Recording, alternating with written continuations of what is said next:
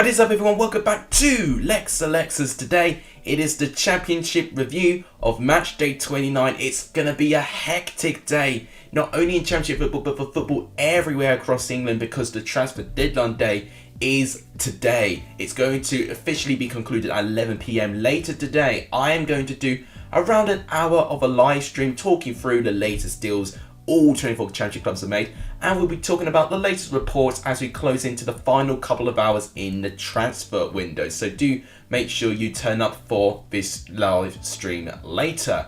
But we're here to talk about the review.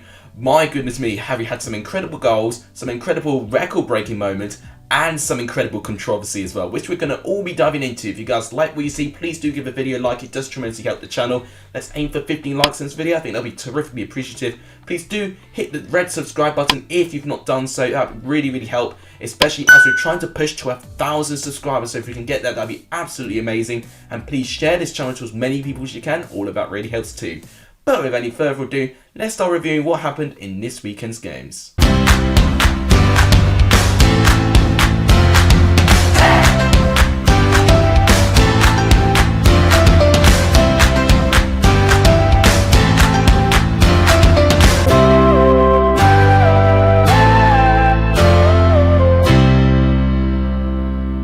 Friday's game between Huddersfield and Stoke ended as a 1-1 draw, and I think this was fair. I think with Huddersfield getting the first goal and the moments that led up to that goal, a lot of controversy. So obviously Stoke were denied what looked like a stonewall penalty over a foul of Tyrese Campbell, but the biggest talking point was when Koroma and Harwood Bellis went together to try and win a challenge, and this was after when Koroma did brilliantly well on the left-hand side to create a chance for Danny Ward. He was looking like to do that again, but Harwood Bellis got ahead of Koroma, and it's a high foot, and any other challenge, if the referee had saw it, it probably would have been a red card, a straight red card as well. But it had to be destiny that the one who should have got sent off managed to score the goal in the end. A slight deflection of Ben Wilmot into the top corner, making it 1-0 to Huddersfield.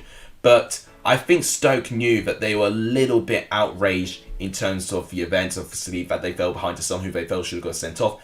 And I think it was justified when they got that equaliser. A mistake from Matty Pearson, actually, not being able to clear their lines. And the ball just kept pinballing. It hit the post at one point. Then Jacob Brown just conveniently just hit it first time in the top left corner. It was an unbelievable strike.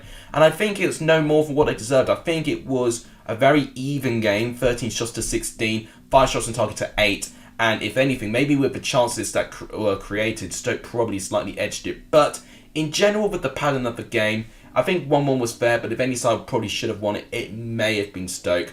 Huddersfield are unbeaten in 9, but they're drawing so many games. That's another example of them throwing away points from winning positions. So Huddersfield definitely need to work on that in future games. Then to the first of the 3 o'clock, Barnsley lose again, this time to Bournemouth by 1-0. It was, I have to say, a little bit more closer than what I think we expected. But if you look at these stats, 14 shots to 15 is close enough, but 7 shots on target to Barnsley to Bournemouth's 3.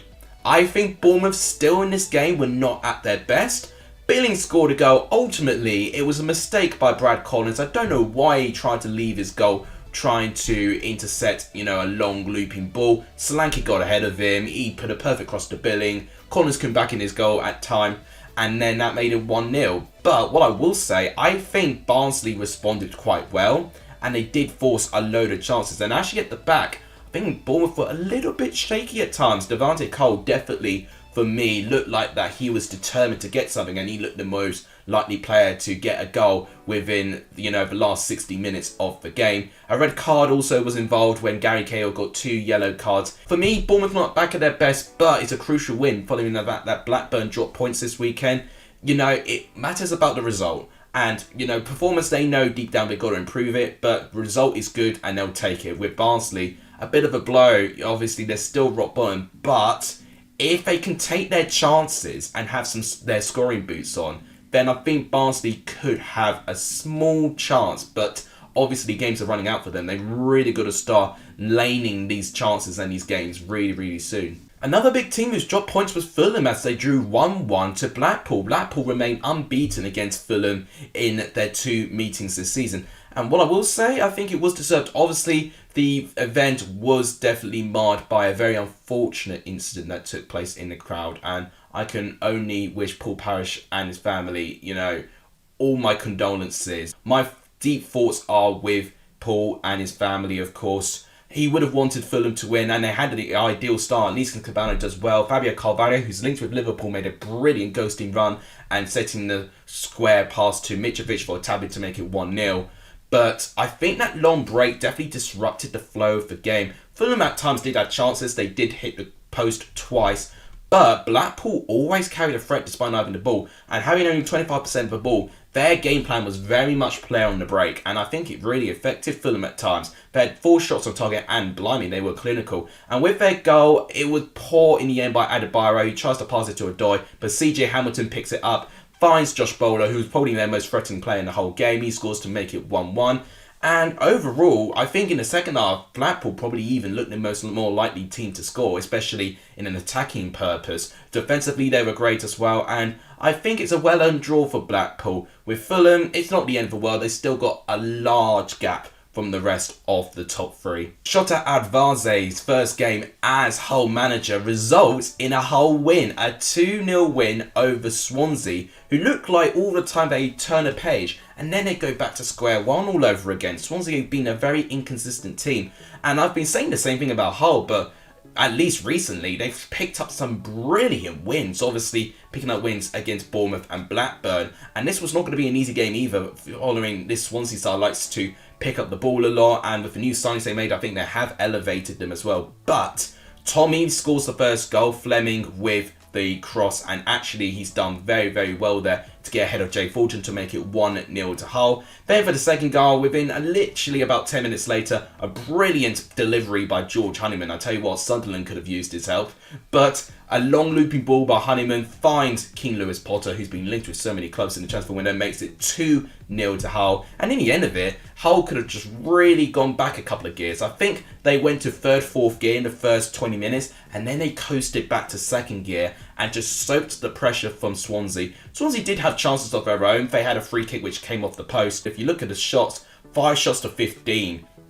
Hull, after they got those 2 goals, they decided, okay, we'll just sit back and we'll try and soak the pressure. And fair play, they kept their clean sheet and they did exactly that. Swansea, they've really got to try and fix up with their form. Obviously, I feel like for me that going forward, they need to try and find something. Pirro missed an absolute sitter, and if you miss those chances, ultimately the game's going to go away from you. Luton and Blackburn ended as a 0-0 draw. Very disappointing game overall. Blackburn for me didn't really muster anything clear cut in the game. Luton went the closest to scoring by far when Cameron Jerome had a shot that came off the inside of the post and out. But it says a lot when the most entertaining part of the game was a very small scrap that happened between Kaminsky and Lansbury, I believe. And it was a little bit intense for a good couple of seconds there, but that was really the only thing I noted down. But I gotta say, Luton defensively, but also attacking wise, looking really good at the moment. I know they didn't score in this game, but Blackburn have proven to be a very difficult team, one to break down and one to beat this season. Blackburn have not lost too many games this season.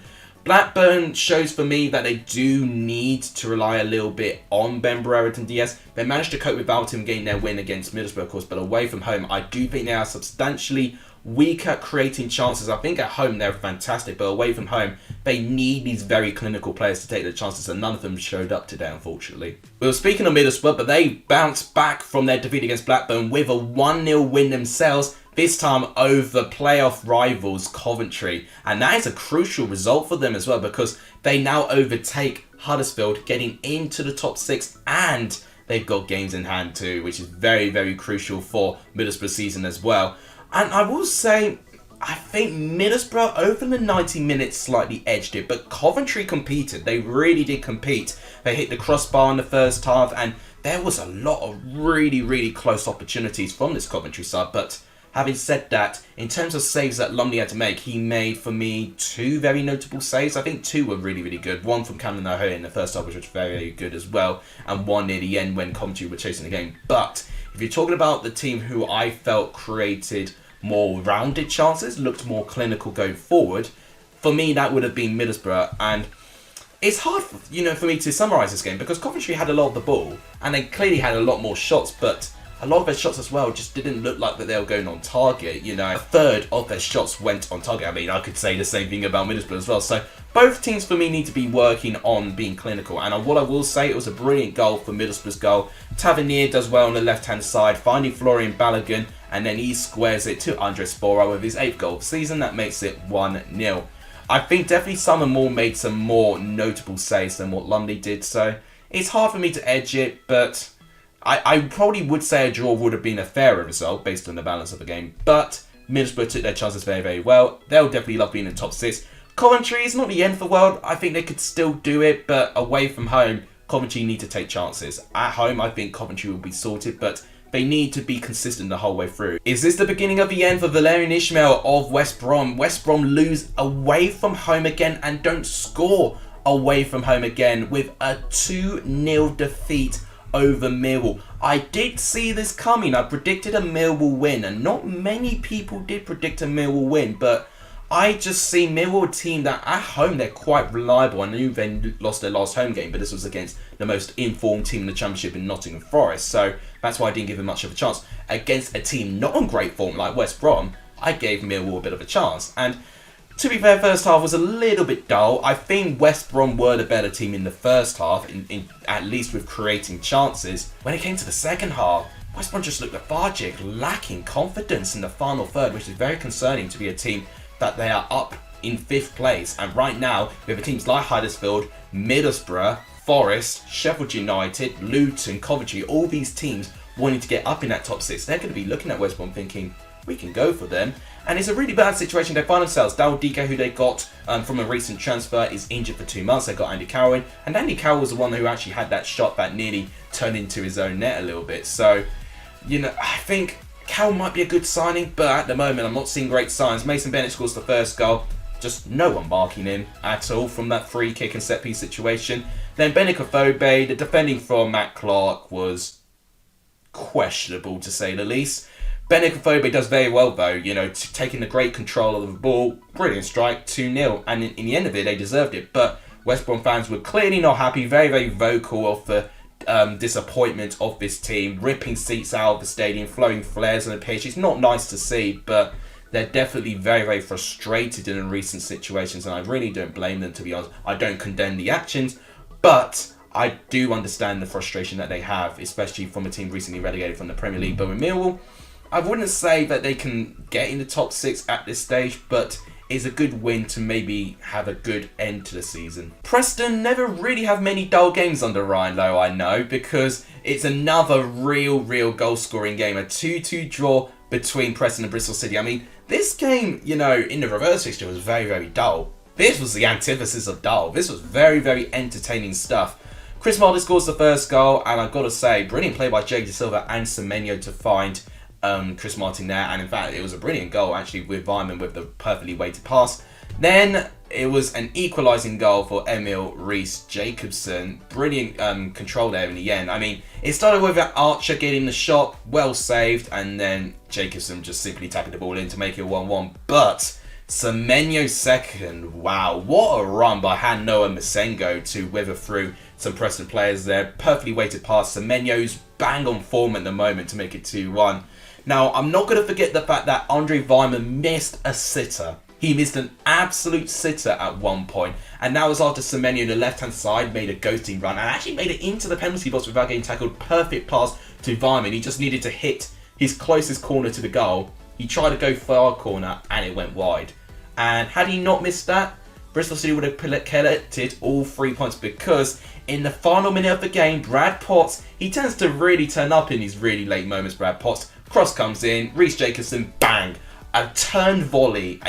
The unbelievable technique in that volley. We've had some stunning goals this weekend, as I said in my intro, and that was one of them. It was a brilliant strike by Emil Rees-Jacobson, and that makes it 2-2, an equalising game. And gotta be honest, maybe it was slightly deserved based on the chances, but individually, I think Bristol City were quite unlucky. So, in the end, I don't think it really helps any of these team seasons. I think both of them are going to be in around a mid-table position. A lot of warning signs going on at Reading so far. They are losing game after game, and this time they lose by 4-0 against QPR. I mean, what can I say that, you know, we've all said already? Reading at the back have just not been great. Despite having the likes of Yeardham and Bubba Rahman return, no difference, to be honest. If anything, they kind of hindered it. Now, Dykes got the first 2 goals, both headed goals, both came from a cross, one from Chris Willock in the first half, and the second coming in from Albert Adoma as well. Both headers, both occasions, defenders should really close down to it. Really, really concerning to see a team that were defensively okay, but right now, in this moment of time, they look like that any attack that goes forward, they'll concede. And what I was really disappointed with the fact they were really overcommitting with their players. Even in the first half, we had a 2 versus 1 with Luke Amos, and Luke Amos somehow still managed to ghost his way through there, scored the goal to make it 3-0, and then it gets even worse when Jimmy Dunn scores a goal from a corner, unmarked, header, 4-0. Aerially and set-piece wise in terms of their defending, unbelievably poor from Reading. They really, really got to get a nail on why they're defending so badly at the moment. I think there's a lot of pressure on Panovic at the moment. And right now, I definitely would fear for his job. I really do. I think, right now, I'm not seeing any signs that Reading are going to get any more points anytime soon. They're fortunate in a way that the bottom 3 have been so bad in quality this season that Reading been given so much time to try and fix themselves and get themselves out of it. With QPR on the other hand, they're really trying to push up there in terms of the top 3. And I think if they keep this up, they could definitely be an outside chance for promotion. This is an example of Reading continuously having chances because Peterborough, being quite good at home, could have definitely overtaken Reading. But once again, when the baton's given for them to try and perform, they produce unreliably and they lose 2-0 to Sheffield United. I mean, to be fair, this Sheffield United side looks like they've turned a corner recently, especially getting Paul Heckingbottom in as their manager. Now, this game, definitely for me, Sheffield United had a load of chances, especially in the first half, just due to poor defending and just too many players having, lots of space, especially from set-piece situations. But Peterborough did have a chance themselves before they fell behind, and it was a brilliant play by Kwame Poku, which I know quite well. He used to play for Colchester, and I actually am really excited to see how he performs with Peterborough. He had a really good pass to find Justin Clark-Harris, but Fotheringham does well to stifle the shot out. Now, the opening goal came from Billy Sharp, and what a player he's turned out to be. He's now the top all-time goal scorer of the Championship. 122 goals, and hopefully counting as well. Brilliant work by him. He doesn't even look at the goal, and he's in a very awkward angle as well, but he just literally gets enough power to the ball, just guides it in that bottom corner, and Bender was making some brilliant saves as well, so he had to do quite some strike to try and get past him, and that made it 1-0 to Sheffield United. Sheffield United still pushing for a second, and they had to be quite patient for it, but they got their second in the 81st minute while Callum Morton puts the ball into his own net. Based on the stats, I mean, just look how one-sided this was. 20 shots to 3, 5 shots on target to 2. Only 3 shots at home by Peterborough. I mean, the alarm bells are there. They're just simply not creating enough, full stop. There's some situations when teams at home don't have a lot of the ball. Like Blackburn, they don't have a lot of the ball when they play in their home games. But they average like 10 to 15 shots in those games. If they don't have the ball, Peterborough's just got to find a way when they win it back to create those chances. They've not got an identity in that at the moment. To only have 3 shots in 90 minutes is not great. 1 shot passes every 30 minutes. It's poor. It's really, really poor by Peterborough, and I really do not see them surviving in this season, I've got to be honest, at the moment. In terms of Sheffield United, another outside chance, especially for top 6 this time. They've got many games in hand. If they continue this form going, they can definitely get into those positions. Then what an unbelievable game we had at Pryor Park. This for the neutral was absolutely amazing. I mean, it's very cool to see a team pull an equaliser from being 2-0 down in general, but just the general stakes of this season, And the atmosphere as well from both sets of fans was incredible. Lyle Taylor, obviously former Nottingham Forest player, he actually scored his first Forest goal against Derby, and he scores his first Birmingham goal against Derby. He loves scoring against Derby, and it was actually a good play for that goal as well. The second goal was a nice ghosting run by Scott Hogan, and I can see why he's Birmingham's top goal scorer this season, and I'm really happy for Hogan that he's starting to get a good amount of his form back. Defensively, I think Forsyth should do better to stop the cross, but it's a great goal by Hogan regardless. Now, what I will say about this game, Derby had a lot of the ball, but they just couldn't create enough with it. And especially in the second half, I think Derby started to create a little bit more. I think they were a little bit fortunate, Derby, that they actually weren't behind by any more, because I think Hogan missed a really good chance to make it 3. But Derby hang in there, and they actually started now to really throw the kitchen sink at Birmingham.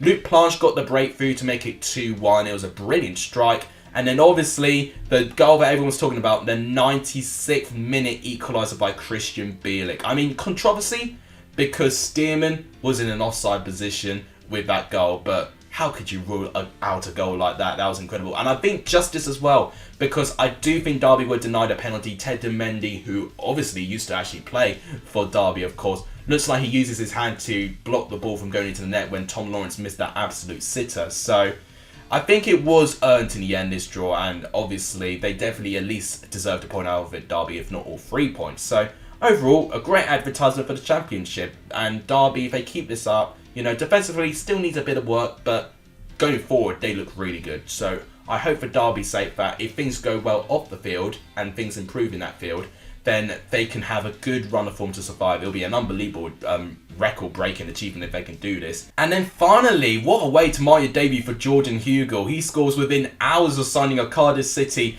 and he leads Cardiff to their first win in over 2 months since November the 29th, which is unbelievable. Jordan Hugill, obviously, as I said, scored the first goal. It was brilliant work, actually, but McKenna giving the ball away at the crucial moment, and Hugill running on his own. Brilliant composure, and actually, you know, he has a bit of pressure as well, but he's cool and calm. This was just nothing I just saw when he was at West Brom this season.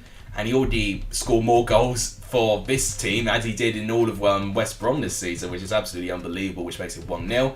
And Isaac Davies makes it 2. A brilliant strike by Joe Walls in the end. And it came on the post and it kind of bounced off Sam a little bit, so maybe a bit fortunate for Davies to get the goal in the end. Nevertheless, all the goals count. That makes it 2-0. And overall, to have 10 shots, you know, it was absolutely unbelievable. And Nottingham Forest didn't have a shot on target until the 94th minute, which was their goal from Keenan Davis. So it shows to me that Cardiff coped with this game perfectly. They allowed Forest to try and dictate and try and over-possess them and to create those chances. But Cardiff suited that style, and well done to them, you know, because I think now they've got a bit of a gap from the bottom 3, even the bottom 4, I dare say, as well. So this was a very crucial win for Cardiff season. Bit of a blow for Nottingham Forest's playoff chances, but with a lot of games left still in the season, and they still have every chance of getting there. So that's me talking about all the games. Now this is what the table looks like after all 12 games have been played. Fulham and Blackburn still at the top. Bournemouth closed the gap to Blackburn and have got a game in hand over them. QPR, West Brom and Middlesbrough stay within the top 6 still, but looking at this, Huddersfield, Forest and Coventry are very close behind. And in terms of the teams in danger, it's really looking like a 4-horse race at the moment. Reading, Peterborough, Derby and Barnsley, the 4 teams in relegation. 3 of them will go down and 1 will survive. Which one? We'll find out at the end of the season. So for the final part of the video, I'll predict the midweek games as well. Now, this is going to be a little bit different. So I'm going to predict my games first. So I'm going to go for Millwall Preston first. I'm going to say a 1-1 draw. I was very tempted to actually give Preston a win, but I think Millwall being the home side, I think they'll definitely get at least a point out of it. Swansea Luton. Swansea were quite poor against Hull, although I think Pirro should have scored one of their chances. Luton have proven on the road that they can get these really crucial wins. I might say 1-0 Luton. I don't think there'll be many goals in that game. Barnsley and Cardiff is close. I am going to... you know what? It actually wouldn't surprise me if Barnsley win this. I'm actually going to say 2-1 Barnsley. Might be a shock to you, but based on the performance, and this is, I think, going to be a very similar game to when they beat Derby. So I'm going to go for 2-1 Barnsley, but I barely backed them this season, so I just want to, you know, have a risk of a prediction. And finally, Huddersfield Derby. Huddersfield have been quite reliable at home. Derby have been quite reliable whenever, really. I might go for a 1-1 draw. Maybe could be Huddersfield winning this one. I would probably back them a little bit more, but I think it'll be 1-1. I think Huddersfield have drawn many games 1-1 recently, so I'll do another 1-1 draw for Huddersfield. So, for the very, very final part of the video, you're going to see what FIFA is going to predict with my commentary over the games. Welcome to FIFA's predictions. We start off with Millwall versus Preston.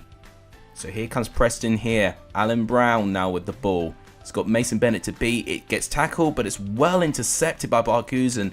Johnson finds Emma Rhys-Jacobson. What a ball to find Ched Evans, and it's a goal for the Lillywhites. Preston North End take the lead in the 25th minute. Classic Rhino performance again, and it looks like this is going to be the full-time result unless Mill can find something here. 1 minute has gone. That's the full-time whistle. 1-0 Preston. Next game for FIFA to predict is Swansea going up against Luton Town. This game tends to be a classic between these two sides. Let's hope for another really nice game. Okay, we've made it to the 90th minute. Dow gives it to Joel Pirro. That's a goal in the 90th minute. 15 seconds left on the clock. Swansea snatch it from the death. Heartbreak for Luton Town, but jubilation for Swansea City.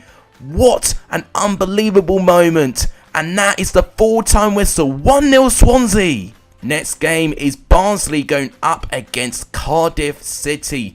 Both teams in the bottom 5 in the table. Both would be wanting a win, especially on Barnsley. They are currently rock bottom in the league. Here come Cardiff now. Bakuna gives it to Perry NG. Bakuna going to give it to Kiefer Moore. There's no space. Kiefer Moore's through and he scores. What a start in this game. Now it's Bakuna again. Gives it to Joe Walls. Kiefer Moore again now. Gives it to Mark Harris. He's going to find Kiefer Moore again. Moore! Goal! And it's 2-0 to Cardiff. And I think this will signify the end of the game. It's a crucial win for Cardiff. Goal scored by Kiefer Moore, who I think will be a Bournemouth player by the end of the day. But FIFA doesn't think so. And he'll score 2 goals in this game. And that's a full-time whistle. 2-0 Cardiff. The last game for FIFA to predict is Huddersfield against Derby County. Can one of these teams find a way to craft a win to really help their season? Derby need a win more than ever right now as they chase to try and escape relegation. In the 92nd minute, nothing happens. A very dull game in the end. A snooze fest is what I would call it. So this game will end Huddersfield 0, Derby 0. Whose predictions do you agree with more? Let me know in the comments down below. And also guys, make sure you guys remember to leave your predictions in the comments down below as well. I will update the Let's Leicester Football Prediction League after all these 4 games will be played. So keep your eyes peeled for the updated Prediction League table. But that will wrap it up for today's video today. If you guys enjoyed it, please give the video a like. It just tremendously helps the channel. Let's aim for 15 likes this video. That will terrifically help. Please do hit the red subscribe button if you've not done so. It does really help the channel. And please share this channel to as many people as you can. All of that really helps. But that will wrap it up. Thank you guys so much for watching. You guys are legendary if you saw the end of this video. And as always, I'll see you guys very soon. Take care everyone.